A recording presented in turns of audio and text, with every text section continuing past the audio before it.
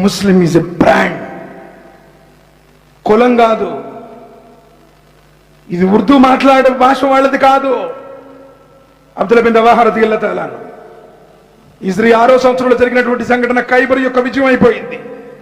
ఆ ఖైబర్లో సస్యశ్యామలమైనటువంటి పంట ఫలాలు మొత్తం ముహమ్మద్ సల్లల్లాహు అలైహి వసల్లం వారి ఆధీనంలో వచ్చాయి. కానీ వ్యవసాయం గురించి నబీ సల్లల్లాహు అలైహి వసల్లం వారికి అనుభవం లేదు. అక్కడ ఉన్నటువంటి యూదులు ఏమన్నారంటే, ప్రవక్త ఎటు మీ ఆధీనంలో వచ్చింది కాబట్టి ఆ భూమిని మొత్తాన్ని మాకు ఇవ్వండి, మేము బాగా పంటలు పండిస్తాము. ఒక విషయం మేము తీర్మానానికి వద్దాము, ఏమిటంటే పండిన పంటలో శిరసోగం చేసుకున్నాము.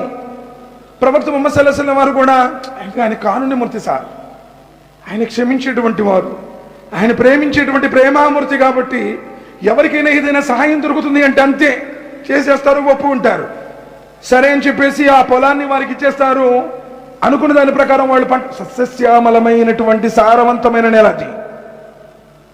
సరే పంటలు బాగా పండుతుంటాయి. వాళ్ళు ఏం చేశారంటే 2-3 సంవత్సరాలు పండిన పంటల్లో జాగ్రత్తగా తీసుకొచ్చేసి ప్రవక్త ముహమ్మద్ సల్లల్లాహు అలైహి వసల్లం వారికి 50 అంటే వీళ్ళ అవన్నీ కూడా పేదలకు, అభాగ్యులకు, వితంతువులకు, అనాథలకు, వృద్ధులకు, రోగస్తులకు అన్ని కూడా ముహమ్మద్ సల్లల్లాహు అలైహి వసల్లం వారు పనిచేసినటువంటి వాళ్ళు.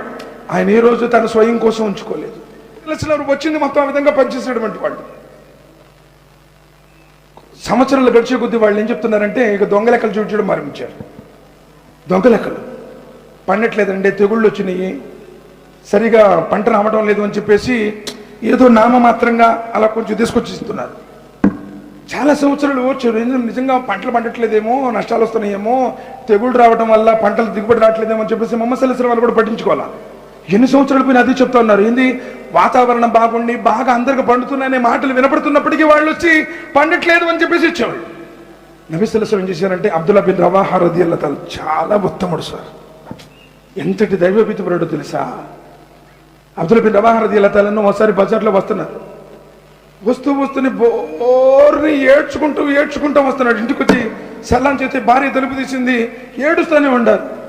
భర్త ఏడుస్తున్నాడని చెప్పేసి ఆ భార్య కూడా ఏడుస్తుంది. బిన్ రవాహా రదియల్లాహు తఆలా ఏడుస్తా ఉంటే భార్య అడుగుతుంది, మీరు ఎందుకు ఏడుస్తున్నారో తెలియట్లేదు, కానీ కట్టుకున్నటువంటి భర్తగా మీరు ఏడుస్తున్నారు కాబట్టి నేను ఏడుస్తున్నాను, మీ ఏడుపుకు కారణం ఏంటో చెప్పండి అని చెప్పేసి వేదంతో అడిగింది.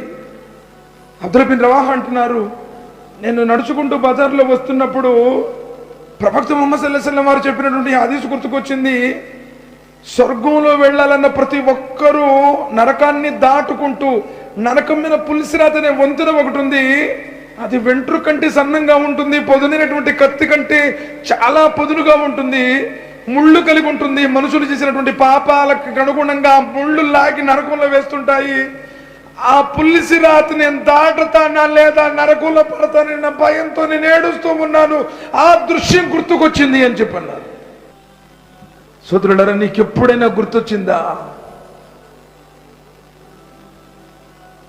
నీ నమాజులో కూడా నువ్వు ఏ సినిమాల గురించో, ఏ రాజకీయ నాయకుడి గురించో, 24 ఆ కొట్టుగాడు గురించో, ఆ వ్యాపారం గురించో, దాని గురించే నీకు ఎప్పుడు నీ మైండ్లో వస్తే పరలోక చిహ్నాలేవి? క్షణభంగురమైనటువంటి జీవితం సార్. అందుకని వాళ్ళు శాశ్వతమైన జీవితం కోసం ప్రాకులాడారు కాబట్టి ప్రపంచం వారిని చూసి గౌరవించింది. ఈరోజు నువ్వు ఎవరినైనా ముంచుతావు, ఎవరినైనా ఇబ్బంది పెడతావు, ఎవరినైనా దూషిస్తావు, ఎవరి గురించైనా తీర్పులు ఇచ్చేస్తావు, ఎవరి గౌరవాన్నైనా పాడు చేస్తావు. అసలు నువ్వంటి నమ్మకమే లేదు. ఆ రోజు శత్రువులు కూడా ఆయన కొనియాడారు, ఆమీన్ సాదిక్ అన్నారు. ప్రపంచ చరిత్రలో ఇంతకు ముందే నడు అలాంటి వ్యక్తి లేడు. ప్రపంచ చరిత్ర అంతమైపోయేదాకా అలాంటి వ్యక్తి రాడు. శత్రువులు కూడా ఆయన్ని గౌరవించారు.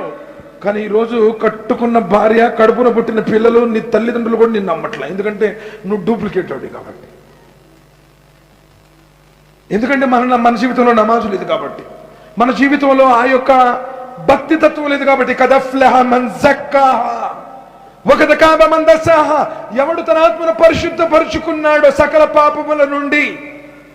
పైన తెల్ల డ్రెస్ వేసుకుని అత్తరు పూసుకున్నంత మాత్రాన్ని నువ్వు పవిత్రుడివేం కాదు. లోనున్నటువంటి పాపములన్నింటిని తీసేస్తే ఇత్తకిల్ మహారిం తకునాబదన్నాస్. ఆయన నిషేధించిన పాపాల నుంచి నువ్వు దూరంగా ఉన్నప్పుడు పుణ్యపురుషుడు అవుతావు. సరే, అలాంటి పుణ్యపురుషుడు అబ్దుల్లా బిన్ రవాహా ఆయనకి ఏం చేశారంటే, ఆయనకి దగ్గర ఒక టాలెంట్ ఉంది.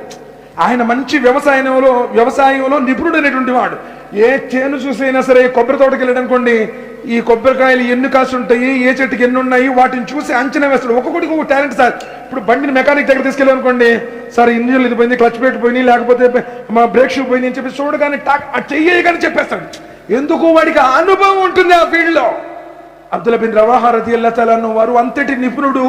పంట పొలాన్ని చూసే పంట ఎంత దిగుబడిందో చెప్పగలడు అనమాట, అంతటి జ్ఞానం ఉంది. సరే, అబ్దుల్లా బిన్ రవాహా రదియల్లాహు తఆలా అన్హు వారిని ఖైబర్ పంపిస్తారు. ఆయన వెళ్తాడు, పొలాలని చూస్తాడు. ఎన్ని పొలాల్లో ఎన్ని ఎకరాల్లో ఎంత దిగుబడి వచ్చిందో మొత్తం ఒక 2-3 కేజీలో లేదా ఒక 5 కేజీలో అటు ఇటు రావటం పెద్ద విశేషమేం కాదు, అది సాధారణంగా కూడా వస్తుంది. అంతటి జ్ఞానం ఉన్న వ్యక్తి మొత్తం కూడా రాసుకున్నాడు. బయటపడిపోయింది, యూదుల కుట్ర మొత్తం బయటపడిపోయింది. పంట బాగా పండుతున్నా సరే ఇన్ని సంవత్సరాల బట్టి మోసం చేస్తూ వంచన చేస్తూ ప్రవక్త ముహమ్మద్ సల్లల్లాహు అలైహి వసల్లం వారికి సగభాగం ఇవ్వకుండా వాళ్ళు మింగేస్తున్నటువంటి సంగతి అర్థమైపోయింది. మొత్తం లిస్టు మొత్తం రాసుకున్నారు. సరే, తిరిగి వాపసుద్దాము అంటే లేట్ అయిపోయింది, రాత్రి అయిపోయింది. అబ్దుల్లా బిన్ రవాహా రదియల్లాహు తఆలా అన్హు వారికి ఒక రూమ్ ఇచ్చారు. ఆ రూమ్ లో అబ్దుల్లా బిన్ రవాహా రదియల్లాహు తఆలా అన్హు వారు ఉంటారు. ప్రజలు గాఢ నిద్రలో గురకపెట్టి నిద్రపోతున్నారు. ఆ పంట భూములను తీసుకున్నటువంటి ప్రధానమైనటువంటి వ్యక్తులు 2 వస్తారు. అర్ధరాత్రి, ఎవరు చూడడం లేదు. 2 సంచుల నిండా బంగారు నాణ్యములను తీసుకుని వచ్చి తలుపు కొడతారు. ఏంటంటే ఈ సమయంలో మీరు వచ్చారు? ఏదైనా ఉంటే రేపు పొద్దున్న చూసుకునే వాళ్ళం కదా, ఎందుకు వచ్చారని అడుగుతారు. అబ్దుల్లా, మరోలా భావించుకు, వాస్తవంగా నువ్వు రాసినటువంటి లెక్కలు మొత్తం కరెక్టే.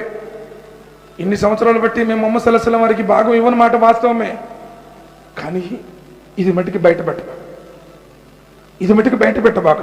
ఇదిగో ఈ బంగారు సంచులను నువ్వు తీసుకో, కానీ మా బండారం మట్టికి బయటపెట్టబాక. సోదరులరా, అల్లాహ్ సుబ్హానహు వ తఆలా అలాంటి స్థితి నుంచి మనందరినీ కాపాడుగాక.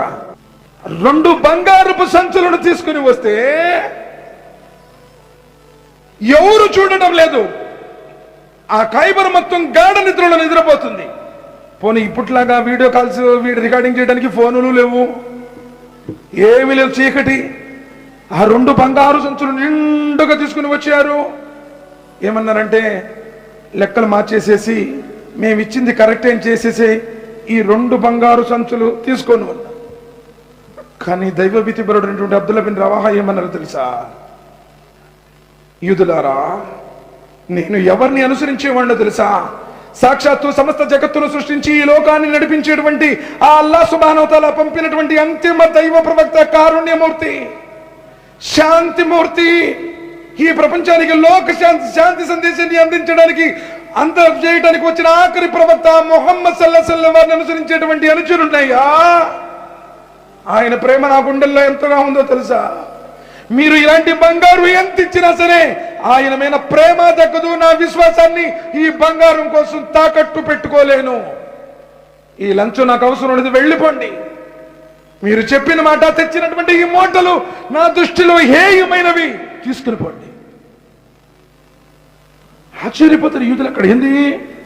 సుమారు 2 సంచుల నిండా బంగారం. ఆ బంగారం చూడగానే ఎవరికైనా చూసి చూడనట్టు పంట ఏదో రాసేస్తారని చెప్పేసాం మనమైతే అస్తగ్ఫిరుల్లాహ్ నౌజుబిల్లాహి మిన్ జాలిక్.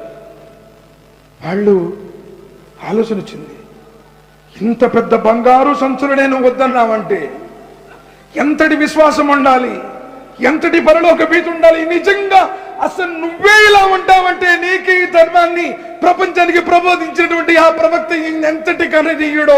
మేము అబ్దుల్లా మా చేత కల్మా చదివించిన అష్హదు అల్లా ఇలాహ ఇల్లల్లాహ్ వ అష్హదు అన్న ముహమ్మదన్ అబ్దుహు వ రసూలుహు, అక్కడికక్కడే కల్మా చదివి విశ్వాసులయ్యారు, దైవ ధర్మాన్ని స్వీకరించారు. సోదరులా, క్యారెక్టర్